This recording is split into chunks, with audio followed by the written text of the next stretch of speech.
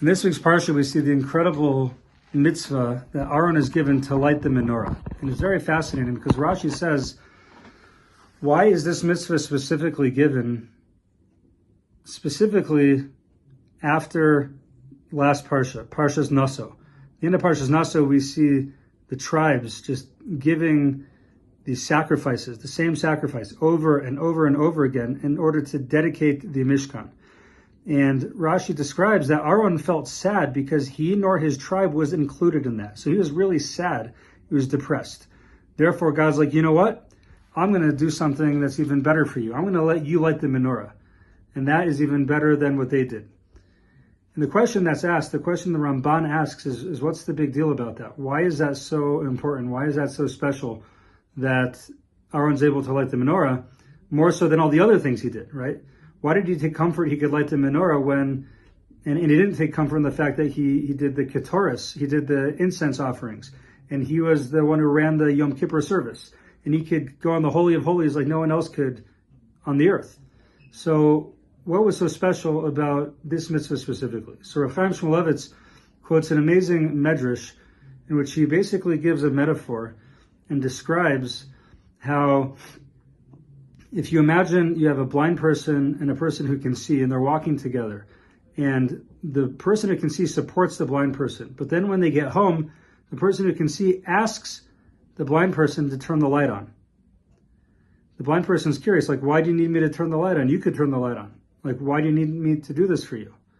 And the person who can see says, yes, that's true.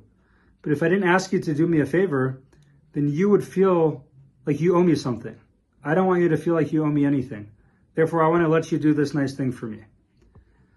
So the rabbis explain, Rav Chaim Shmulevitz explains, that perhaps that's what's going on here, is that God lit up the world. God provides light to the world. God provides light for the Jewish people in the desert.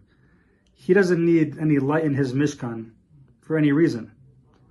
But by him asking Aaron to do a favor, so to speak, God doesn't need favors, but he's almost asking to do a favor. He's letting Aaron do the kindness of repaying a debt to God. And what emerges from this is an incredible psychological insight. And that is, in life, there's giving and there's receiving. And we think usually that, that the ultimate receiving is when you get something, right? And giving is when you give something. But what turns out is that it might very well be that when you receive something from someone else, you're creating this debt that you owe them. And therefore, in many ways, you're giving to them. You are doing them a favor by letting them give you something which you now need to repay. So in life, I see this a lot, that sometimes, with raising children, right? I'm setting the table for Shabbos. Like, do I need my 3-year-old to help me, set the table and put out the forks? Probably not. She's a very talented little girl, but she might very well put the fork in the wrong place. But by me letting her help, I'm doing something great for her. When we let other people assist us, more so than us receiving, we're actually giving to them.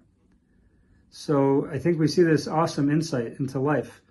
Whether you're an employer and you need to create space for an employee to do something for you, or you're in a relationship, if you're always the one giving and you're never receiving, the other person's going to be in a rough spot.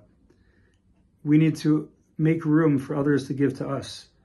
And in doing so, we'll see tremendously improved relationships as we enable other people to emulate God himself, who is the ultimate giver. And by us receiving, we can emulate him too and be true givers.